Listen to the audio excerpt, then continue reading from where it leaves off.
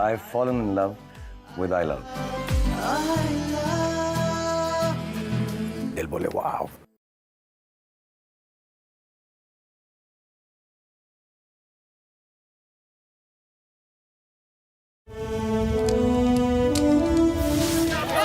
श्रीनिवास मूर्ति जी 20 दिनों से लापता हैं। यहाँ पुलिस हेडक्वार्टर के सामने सैकड़ों लोग धरना देने के लिए डटे हुए हैं। इस केस को सीबीआई को सौंपने के लिए जनता की मांग बढ़ती जा रही है। अगर जनता की मांग न मानी गई तो ये घटना सरकार के लिए एक मुश्किल का सबब बन सकती है। इस केस के बारे में तो आपको सब कुछ पहले से ही पता है, तो आपका क्या ओपिनियन है इसके बारे में? क्या आपको पता है कि इस केस के पीछे कौन है सर? चाहे कोई भी हो, हमारे पास पावर है, पूरी फोर्स है। सर, आपको मशहूर संगीत विद्वान पद्मश्री से पुरस्कृत डॉक्टर शंकर शास्त्री सामंत के बारे में पता है ना सर? हाँ पता है मुझे। मैसूर के अंदर उस पूरे परिवार को ही खत्म कर दिया गया था। ये तो पुलिस की फाइल के हिसाब से है लेकिन कहानी कुछ और ही थी। आप लोग यहाँ क्यों आए हैं? ये जगह हमें दे दीजिए, ऐसा मेरे बच्चों ने आपसे कहा था। मैंने कहा था ना कि नहीं दूंगा। इसीलिए तो मुझे यहाँ आना पड़ा शास्त्री जी। श्रीमान, ये घर हमें पूर्वजों से मिला है। यहाँ पर हमने अपने परिवार के साथ पूरा जीवन बिताया है। ये सिर्फ घर नहीं है, हमारे लिए मंदिर से भी बढ़कर है। कृपया ये हमसे मत छीनिए। सही कहा शास्त्री जी, मैं भी तो सबका भला ही चाहता हूँ और हर किसी को सहूलियत मिले, इसलिए यहाँ एक बिल्डिंग बनाना चाहता हूँ। जितना मांगिएगा उतने के लिए तैयार हूँ शास्त्री जी। बेचारी बेटी ब्याह के लायक हो गई है। देखिए भगवान, कितनी सुंदर दिखती है। इसे भरतनाट्यम सिखाकर इसके जीवन की सुख शांति क्यों भंग कर रहे हैं शास्त्री जी? अरे देखिए ना काव्या, ये सब क्या हो रहा है? बेटी, बेटी काव्या, देखिए ना, दरवाजा नहीं खोल रही है। श्रीमान, ये हाथ भगवान के अलावा और किसी के सामने नहीं जोड़ा। आज आपसे विनती करता हूँ, आपके पैर पड़ता हूँ। शास्त्री जी, मेरी बेटी को छोड़ दो, मेरी बेटी को छोड़ दो। आपका ये हाथ जोड़ना हमें बिल्कुल अच्छा नहीं लग रहा शास्त्री जी। इन हाथों से बस एक साइन कर दीजिए आप। सुनिए, हमारी बच्ची से बढ़कर कुछ नहीं है, आप साइन कर दीजिए। समझ गए ना? लाओ भाई। मेरी बच्ची काव्या। धन्यवाद शास्त्री जी। बेटी काव्या, क्या हुआ बेटी को? देखिए ना। हो गया। देखिए शास्त्री जी, मेरे बेटे ने आपकी बेटी पर होने वाला सारा खर्चा बचा दिया। जिंदगी भर उसे मेंटेन करेगा। खुश रहिए। काव्या बेटी, दरवाजा खोलो। काव्या बेटी, दरवाजा खोलो। क्यों नहीं खोलती?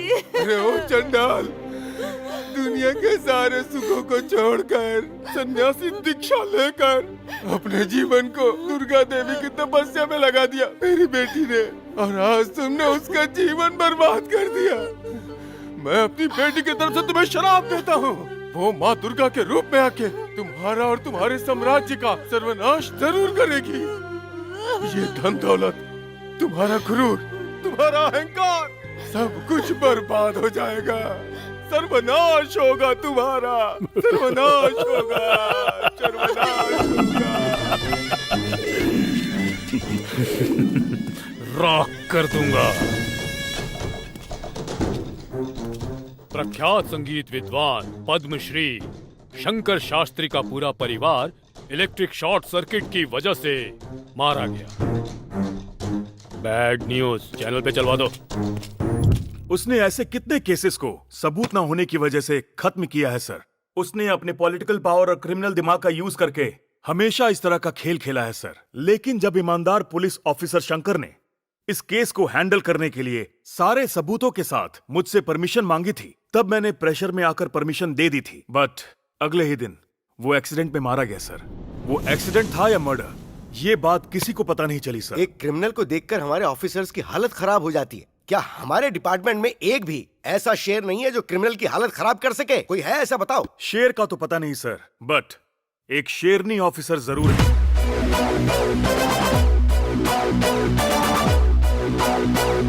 This is Jhansi IPS sir. एक मेजर की बेटी को जैसा होना चाहिए बिल्कुल वैसी ही हो तुम। Thank you sir. Please take your seat. ये बहुत ही क्रिटिकल केस है। देखो तुम इसे हैंडल कर सकती हो या नहीं। ओके।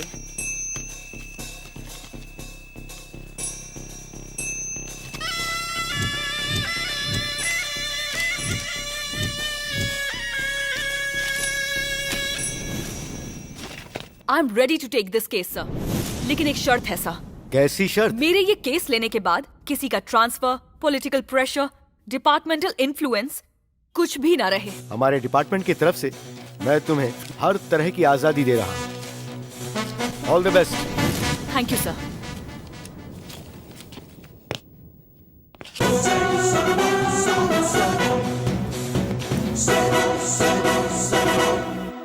तो आंटी, और क्या खबर? मेरी बेटी ने आखिर तुम्हें मना ही लिया।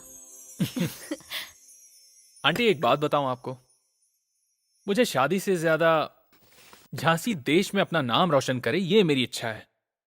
आंटी शादी आज नहीं तो कल हो जाएगी, पर सरकार ने और पुलिस डिपार्टमेंट ने इस पर भरोसा करके जो एक जिम्मेदारी सौंपी है, that's great of you. Aunty इसके लिए 3 महीने तो क्या, मैं 3 जन्म भी इंतजार करूंगा। तो कैसा लगा मेरा वुड बी? अब तो मानेंगी ना आप? देखो बेटा, बच्चों की तरक्की से जैसे हर माँ बाप को खुशी मिलती है, वैसे ही मैं भी खुश हूँ।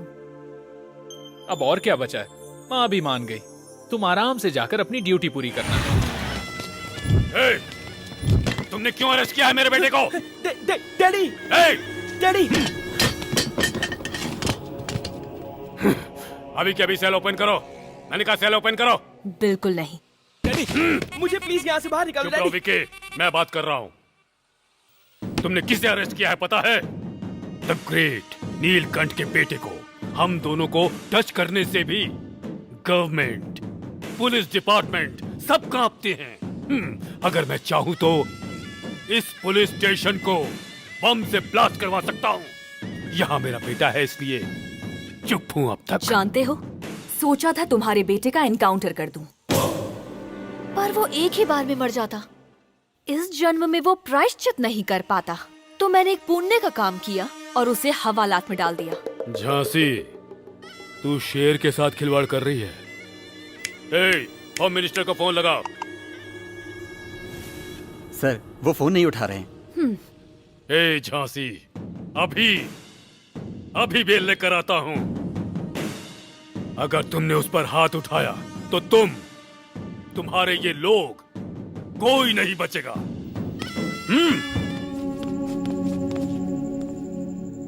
ये क्या लेकर आया? अब क्या चाहिए?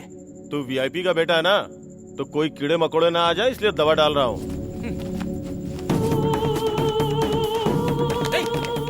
नहीं, ये सब क्या है? बचाओ, बचाओ, डैडी बचाओ। नहीं मैडम, बचाओ मैडम, बचाओ मैडम, बचाओ मुझे, कोई मुझे यहाँ से निकालो, मैं सब कुछ बता दूंगा। मैडम बचाओ मुझे, बचाओ। उसे लेके आओ। देखो विकी, क्या हुआ था मुझे सच बताओ, मैं तुम्हें यहाँ से जाने दूंगी।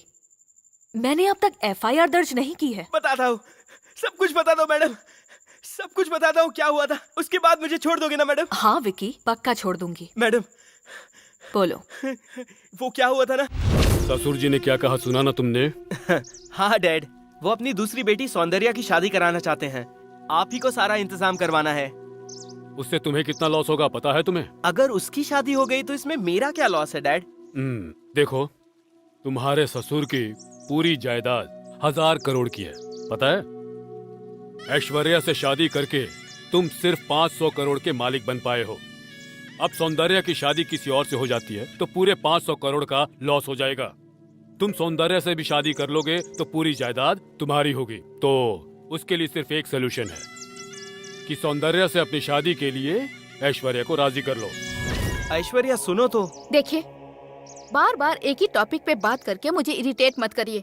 आपके दिल में खोट है, आपके इरादे मुझे ठीक नहीं लगते। मैं सोचती थी कि अगर मैं पहले मर गई तो आप बिना दूसरी शादी किए पूरी जिंदगी गुजार देंगे, लेकिन आप तो मेरे जीते जी ही दूसरी शादी के बारे में सोच रहे हैं।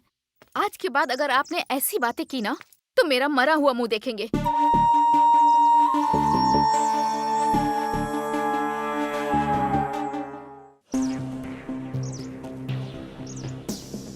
वो मरना चाहती है तो मार दो उसे। अब तू नहीं बचेगी, जरूर मरेगी। अगर तू जिंदा रही तो मैं और मेरे डैड नहीं बचेंगे। अब मर, तेरा मरना ही अच्छा है। ऐश्वर्या, वो इस घर की बहू से ज्यादा इस घर की बेटी थी। विक्की के लिए वही सब कुछ थी। इस घर की, विक्की की, मेरी खुशी अब बस इसी में है कि अपना ये संबंध पहले जैसा ही बना रहे। सौंदर्या की अगर विक्की से शादी हो जाए तो इस घर की महालक्ष्मी फिर से घर में ही आ जाएगी और हम सबकी जिंदगी फिर से खुशहाल हो जाएगी। विचार तो आपके बहुत अच्छे हैं, लेकिन ये मान जाए तो मुझे कोई एतराज नहीं। मुझे नहीं करनी शादी, सॉरी। अगर सौंदर्या की मर्जी नहीं है तो हम उसकी मर्जी के खिलाफ जबरदस्ती शादी नहीं करेंगे। एक बेटी तो मैंने खो दी है, अब दूसरी के लिए भी ऊपर वाला जो करेगा अच्छा ही करेगा। चलते हैं। हेलो मिस्टर श्रीनिवास मूर्ति, एक मिनट रुकिए। आपका तो बात करने का तरीका ही बदल गया। अब बात की तरह ही ये कैरेक्टर भी बदल जाएगा, देखिए।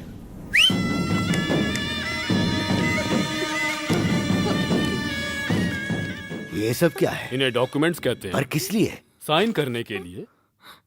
ऐश्वर्या की प्रॉपर्टी ऑलरेडी हमें मिल चुकी है और सौंदर्या अगर विक्की से शादी के लिए मान जाती तो सारी प्रॉपर्टी फिर हमें ही मिल जाती ना।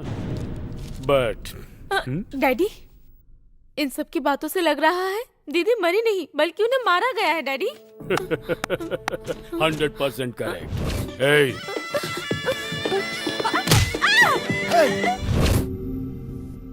एक लड़की के लिए और अपनी बीवी की प्रॉपर्टी के लिए तुमने अपनी बीवी का अपने ही हाथों से खून कर दिया।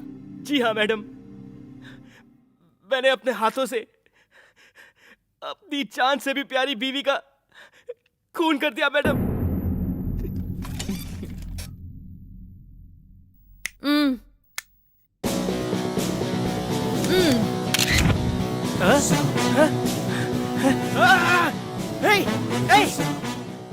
झांसी, मेरे भरोसे का गलत फायदा उठाया तूने। मैं तुझे नहीं छोड़ूंगा। देख, लेके जाओ इसे। तुमने अच्छा नहीं किया झांसी, मैं तुझे जिंदा नहीं छोड़ूंगा।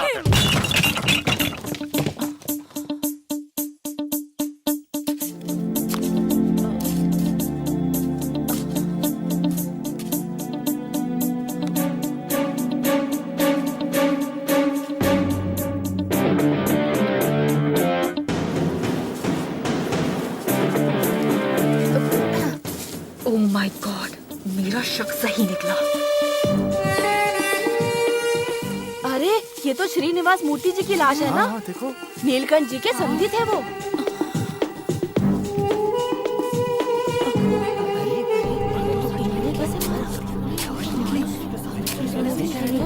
वहाँ एक और डेड बॉडी होगी।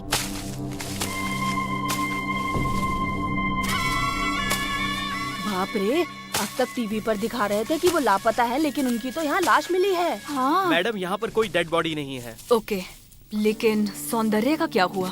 Sorry madam. मैडम, आपको कैसे पता चला यहाँ पर लाश है? मैंने जब शादी की सीडी देखी थी तब समाधि अलग थी। पता करने के लिए मैं आई तो यहाँ अलग समाधि मिली।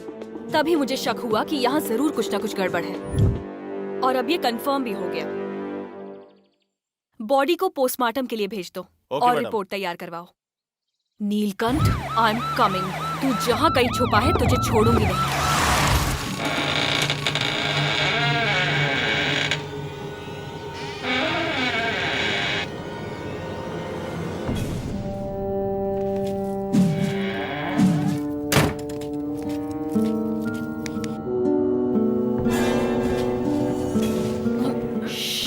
पुलिस, चलो। Welcome miss Jhansi. जिस तरह हाथी गड्ढे में गिरता है, शेर जाल में फंस जाता है, उसी तरह तुम भी फंस चुकी हो। ए झांसी, आज तुम्हें और तुम्हारी पुलिस पावर को फिनिश कर दूंगा। हे, घसीट कर ले आओ।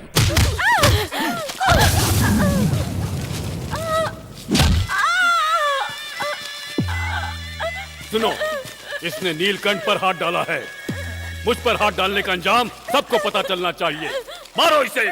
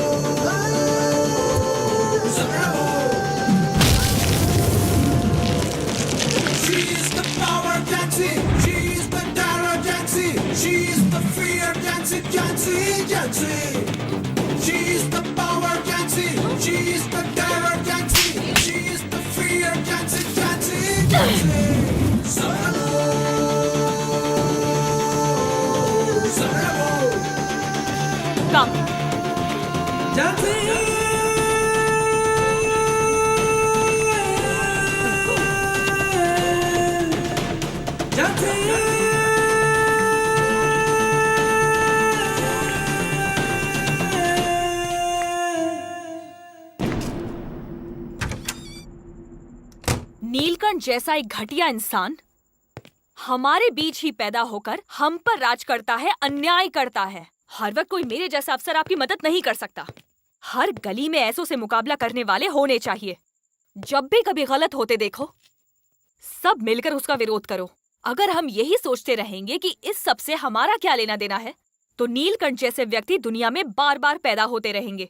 हम सबको साथ मिलकर लड़ना होगा। हम अपने देश के राष्ट्रगान जन गण मन को जिस तरह हम मिलकर एक साथ गाते हैं, उसी तरह समाज में अशांति और नफरत फैलाने वालों को हमें मिलकर खत्म कर देना चाहिए। यही हमारा उद्देश्य होना चाहिए, सिद्धांत होना चाहिए। आप सभी के सहयोग के लिए आप सबका धन्यवाद।